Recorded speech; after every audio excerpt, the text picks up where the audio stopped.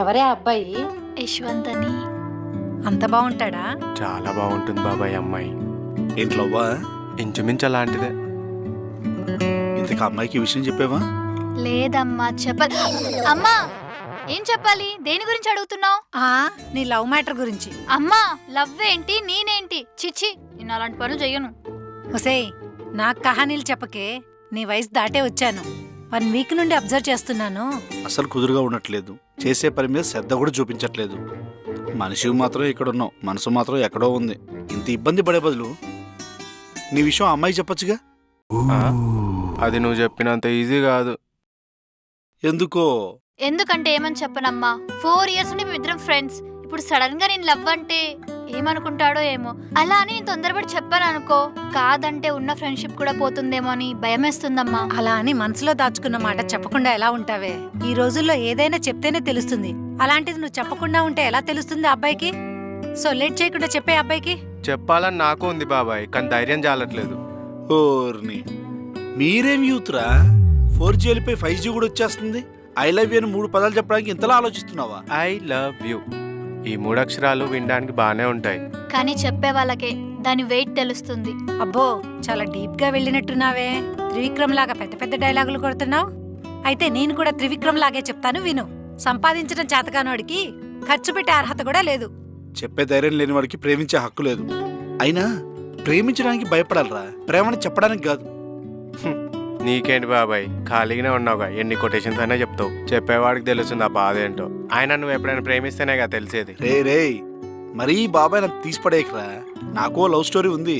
ఏంటి, నీకు కూడా లవ్ స్టోరీ ఉందా?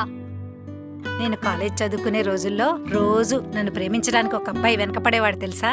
కాలేజ్ డేస్ లో ఒక అమ్మాయిని ప్రేమించేవాడిని. రోజు తన వెనక్కి తిరిగేవాడిని. 1 ఫైన్ డే తనకు ప్రపోజ్ చేద్దామని తన దగ్గరికి వెళ్ళాను. ఈ రోజు ఎలాగైనా చెప్పేయాలి. ఈ రోజు చెప్పకపోతే ఎప్పటికీ చెప్పలేను. కన్ఫామ్గా చెప్పేస్తాను. కానీ ఎలా చెప్పాలి, ఎలా చెప్తే బాగుంటుంది? ఒక ఐడియా కూడా రావడం లేదే. Cool Ravi, cool.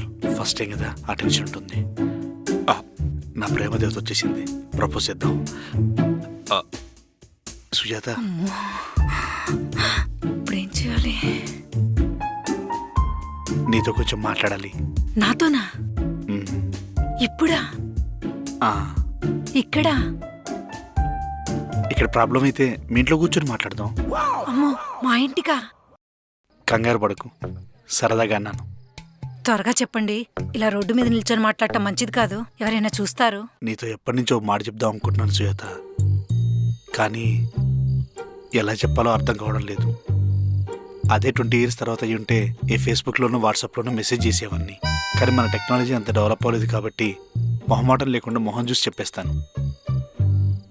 ఈ ప్రపంచంలో నేను ఎవరినైనా ప్రేమించాను అంటే అది మా అమ్మని మాత్రమే.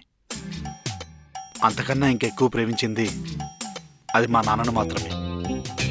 ఈ అమ్మ, నాన్న, అక్క, తమ్ముడు, చెల్లి, అన్న, ఇలా ఫ్యామిలీని దాటి ఇంకెవరైనా ప్రేమించాను అంటే అది మాత్రం ఒక్క వెంకాయమ్మని. అన్నట్టు నీకు వెంకాయమ్మ అంటే ఎవరో తెలియదు కదూ? మాకు పాలుపోసే ఆంటీ. మా ఫ్యామిలీ మెంబర్ కాకపోయినా మా ఫ్యామిలీలో ఒక మెంబర్లా కలిసిపోయింది. ఇలా వీళ్ళందరినీ దాటుకొని నాకు ఒక్కరి మీద ప్రేమ పుట్టింది. అదెవరో కాదు, మా సుబ్బాయమ్మ. వీచ్ ఎవరో పురుగులేస్తూ ఉంటుంది, చాలా బాగుంటాయి. ఈసారి వచ్చినప్పుడు నీకు తీసుకొస్తాను. ఇది చెప్పడానికా పిలిచావు? అక్కడికే వస్తున్నాను. నేను ప్రేమించేవాళ్ళు, నన్ను ప్రేమించేవాళ్ళు నా చుట్టుపక్కల ఇంతమంది ఉండగా వీళ్ళందరినీ దాటుకొని నాకు ఒకరి మీద ప్రేమ పుట్టింది. అది ఎవరి మీదో కాదు.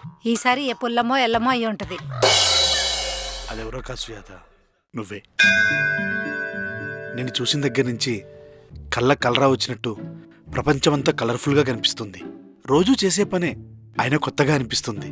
ఒక్క ముక్కలో చెప్పాలంటే ఆకలి వేయడం లేదు, నిద్ర కూడా రావడం లేదు.